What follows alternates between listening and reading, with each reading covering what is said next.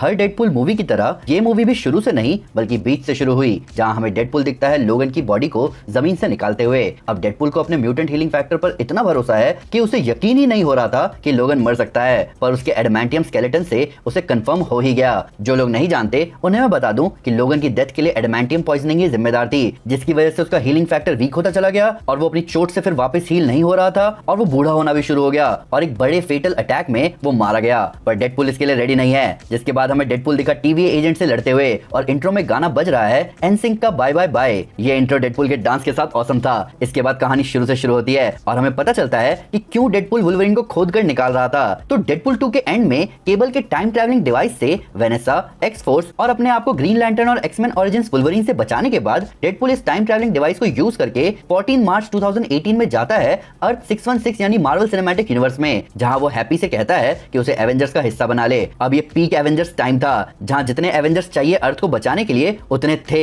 इसके अराउंड 3 महीने बाद स्नैप हुआ था और 5 साल बाद टोनी स्टार्क मरा था। इसीलिए इस टाइम हैप्पी कह रहा है कि उन्हें नए हीरोज की जरूरत नहीं है। बस डेडपुल 2 महीने बाद वहां आ जाता तो उसकी एवेंजर्स में एंट्री पक्की हो जाती। अब यहाँ हमें पूरे मार्वल सिनेमैटिक यूनिवर्स में अलग अलग पॉइंट पर जो चीजें दिखी वो वापस दिखती हैं। सबसे पहले हम आयरन मैन 2 में दिखने वाले कैप के शील्ड का रेप्लिका देखते हैं। टोनी का आर्क रिएक्टर था यहाँ टेबल पर, जिसे हमने टोनी के फ्यूनरल में भी देखा था। आयरन मैन 3 में दिखने वाला फोर्ब्स का कवर हमें दिखा, जिसपे पेपर पॉट्स थी। हैप्पी के पीछे कैप्टन अमेरिका के ट्रेडिंग कार्ड्स थे, जिन्हें कोल्सन कलेक्ट करता था पहली एवेंजर्स मूवी में। आयरन मैन 2 में स्टार्क एक्सपो वाला फेक हेलमेट था यहाँ, जिसके पीछे टोनी और पीटर की फोटो भी थी, जहाँ पीटर के चेहरे को ढक दिया गया। शायद सोनी ने टॉम हॉलैंड के पीटर पार्कर की शक्ल देखना भी अलाउ नहीं किया। मार्क 2 हेलमेट था यहाँ। मार्क 5 सूटकेस आर्मर था पीछे। आयरन मैन 2 में जो पेंडुलम टोनी को इरिटेट करता है वो भी यहाँ था हैप्पी के पीछे।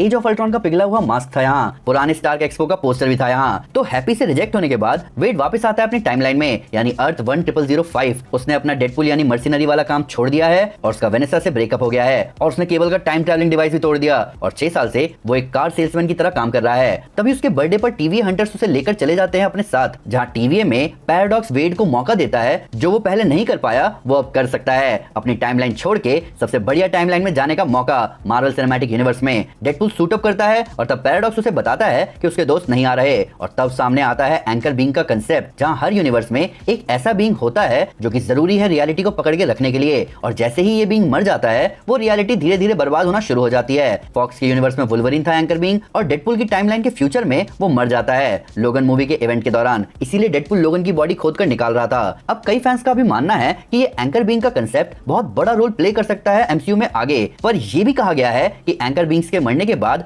1000-2000 साल लग सकते हैं टाइमलाइन को बर्बाद होने में। इसलिए पैराडॉक्स डेडपुल को एमसीयू में भेज के टाइम रिपर की मदद से एक्समैन टाइमलाइन को जल्दी बर्बाद करना चाहता है। तो अगर एमसीयू में एंकर बीइंग मर भी गया होगा तो 1000-2000 साल बाद सीक्रेट वॉर्स थोड़ी होगा, पर अभी पता नहीं। मल्टीवर्स ऑफ मैडनेस में बात हो तो रही थी कि इनकर्जन शुरू हो चुका है, पर अब देखना है कि एंकर बीइंग और इनकर्जन का कोई लेना देना है कि नहीं। कॉमिक्स में इसका लेना देना था। कॉमिक्स में हर यूनिवर्स में एक मॉलिक्यूल मैन है जिसके मरते ही इनकर्जन शुरू होता है। अब कई लोग टोनी स्टार्क को एमसीयू का एंकर बीइंग कह रहे हैं, तो क्या हर यूनिवर्स मैक्सिमम 100 साल ही जिएगा, क्योंकि इंसान इतने टाइम ही मैक्सिमम जीता है। तो इस एंकर बीइंग कांसेप्ट का ज्यादा सेंस बन नहीं रहा, पर ये डेडपुल मूवी है, यहाँ हम सेंस ढूंढ क्यों रहे हैं। तो डेडपुल अपने यूनिवर्स को बचाने के लिए एंकर बीइंग वुल्वरीन को ढूंढने निकलता है और यहाँ हम मिलते हैं ऑसम वुल्वरीन वेरिएंट से। सबसे पहले हम मिलते हैं छोटी हाइट वाले वुल्वरीन से। अब ये जोक है कि वुल्वरीन की कॉमिक बुक्स में हाइट कम है, जबकि ह्यूग जैकमैन की हाइट अच्छी खासी है, पर वुल्वरीन की कॉमिक्स में असली हाइट है 5'3", जबकि ये वुल्वरीन 5'3" से तो बहुत छोटा लग रहा है। दूसरा हम मिलते हैं एक हाथ वाले वेपन ओमेगा से, वुल्वरीन का एक एक्सट्रीम वर्जन जो कि बिलोंग करता है एक डार्क टाइमलाइन को। तीसरा हम मिलते हैं पैच से, वुल्वरीन का वो वेरिएंट जो कि अंडरकवर रहकर काम करता है। फोर्थ वेरिएंट होता है कैवलरीन, एक यूनिवर्स जहां हेनरी कैविल वुल्वरीन है। यहाँ मार्वल ने फैंस की सुन ली और हमें हेनरी कैविल का वुल्वरीन दिखा दिया। फिफ्थ वुल्वरीन वेरिएंट होता है ओल्ड मैन लोगन, वो लोगन जिसके यूनिवर्स पर विलन्स का राज है। सिक्स्थ वुल्वरीन वेरिएंट दिखता है एक्समैन इशू 251 का कवर, जहां वुल्वरीन को क्रूसीफाई कर रखा होता है। सेवंथ वुल्वरीन वेरिएंट हमें दिखता है हल्क से लड़ते हुए।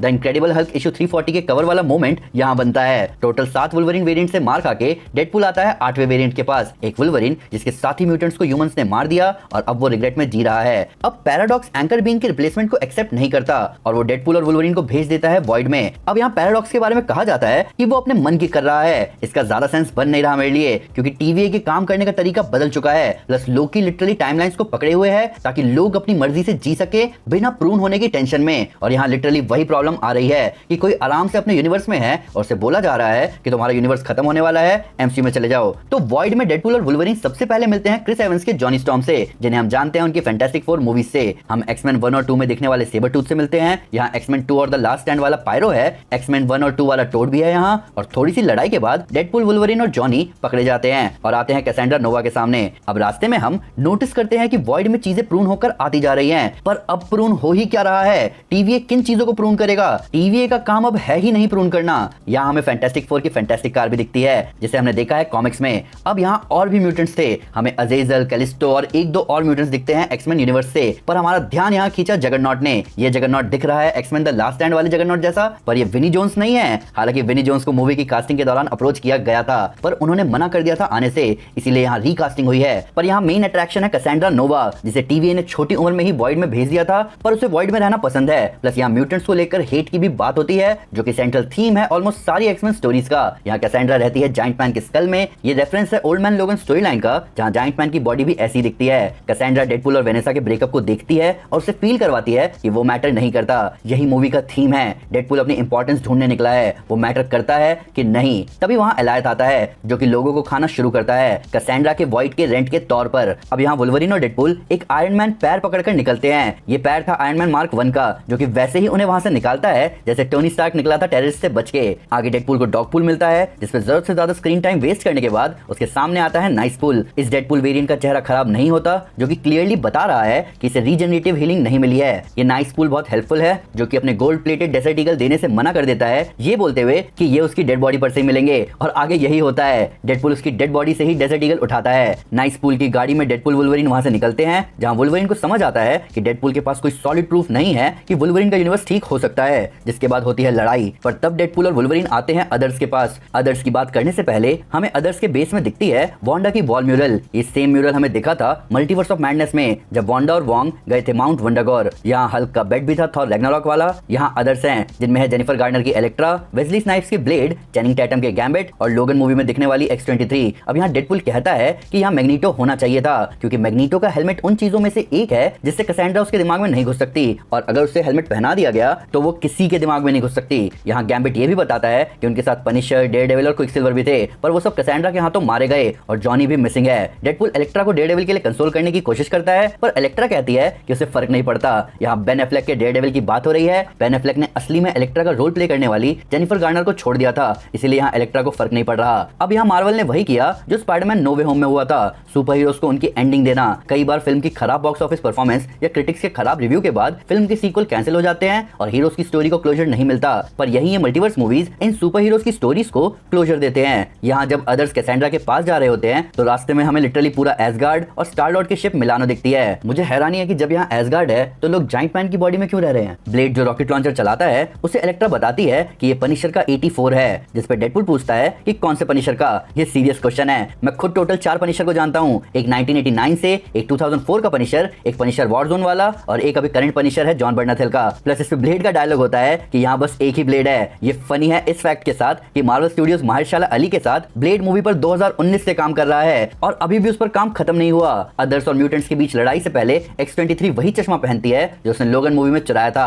आगे जैसा मैंने ट्रेलर ब्रेकडाउन से ही बताया था, वुल्वरीन जिन पत्थरों के पास खड़ा था वो म्यूटेंट्स के ग्रेवस्टोन होते हैं, वो म्यूटेंट्स जिन्हें ह्यूमंस ने वुल्वरीन के उनके पास ना होते हुए मार दिया। और इसी बात का वुल्वरीन को दुख है। कैसेंड्रा को जगरनॉट के हेलमेट में फंसाकर उसकी टेलीपैथिक पावर्स ब्लॉक की जाती है, जिसके बाद वो रिवील करती है कि उसके पास डॉक्टर स्ट्रेंज का स्लिंग रिंग है, पर ये स्लिंग रिंग डिफरेंट है। इसमें टाइम स्टोन और रियलिटी स्टोन लगा हुआ था, जो कि इसे बेटर स्लिंग रिंग बनाता है। पर वॉइड में क्या इन्फिनिटी स्टोन्स काम करते हैं? डेडपूल और वुल्वरीन आते हैं फॉक्स मार्वल यूनिवर्स में, यानी अर्थ 10005। यहाँ कैसेंड्रा भी आती है टाइम रिपर से बाकी यूनिवर्स को बर्बाद करने, ताकि सिर्फ वॉइड बचे। इसके बाद यहाँ आते हैं डेडपूल कॉर्प्स, 100 डेडपूल वेरिएंट्स का ग्रुप। यहाँ लेडी डेडपूल को आवाज दी है रायन रेनॉल्ड्स की वाइफ ब्लेक लाइवली ने। ब्लेक लाइवली की शक्ल भी जाती तो मजा आ जाता। काउबॉय डेडपूल को आवाज दी है मैथ्यू मैककॉनहे ने। नेथन फिलियन ने हेडपूल को आवाज दी है। रायन रेनॉल्ड्स के बच्चे भी थे मूवी में, जिनमें जेम्स को चिल्लाता हुआ म्यूटेंट क्रेडिट किया गया है, इन्हें स्किडपूल है, और बेटी को क्रेडिट किया गया है ह्यूग जैकमैन का रैंगलर। वेल्श डेडपूल का रोल प्ले किया है रायन रेनॉल्ड की टीम रेक्सम के स्ट्राइकर पॉल म्यूलिन ने। स्पाइडरमैन का रोल प्ले करने वाले टॉम हॉलैंड के भाई ने भी एक डेडपूल वेरिएंट का रोल प्ले किया है। एक डांस पूल भी था यहाँ, पर उसकी परफॉर्मेंस खो गई 100 डेडपूल के बीच में। लास्ट में पीटर के वहां आने और सारे डेडपूल के रुक जाने का कोई सेंस नहीं बन रहा था। डेडपूल और वुल्वरीन आगे खुद को सैक्रिफाइस करते हैं मल्टीवर्स को बचाने के लिए, जहां वेड प्रूव करता है कि उसकी वर्थ है। यहाँ TVA हंटर B15 आती है, वो पैराडॉक्स को पकड़ लेती है अनसैंक्शन टाइम रिपर यूज करने के लिए, और डेडपूल की टाइमलाइन अपने आप ठीक हो जाती है, जहां हंटर B15 बोलती है कि जो किया सही किया, पर तुम्हारा काम अभी शुरू ही हुआ है। ये हिंट है कि शायद डेडपूल और वुल्वरीन आगे फ्यूचर में मल्टीवर्स के लिए इंपॉर्टेंट साबित हो सकते हैं, मोस्ट प्रोबेबली सीक्रेट वॉर्स में, जहां शायद थॉर डेडपूल के लिए रोए, अदर्स को उनकी टाइमलाइन में वापस भेजा जाता है और डेडपूल वुल्वरीन जाते हैं शॉर्मा खाने, जैसे एवेंजर्स गए थे पहली एवेंजर्स मूवी के बैटल के बाद। वुल्वरीन और X-23 अपने टाइमलाइन में जाने से पहले डेडपूल और उसके दोस्तों के साथ हैंग आउट करते हैं, वेड वेनेसा से बात करता है और मूवी एंड हो जाती है। पोस्ट क्रेडिट सीन में डेडपूल प्रूफ देता है कि जॉनी ने कैसेंड्रा के बारे में गलत बातें सही में बोली थी। ये प्रूफ रिकॉर्ड किया था केविन ने, केविन रोबोट, जिसे हमने देखा था शी हल्क के लास्ट एपिसोड में। तो दोस्तों ये था एक एक डिटेल डेडपूल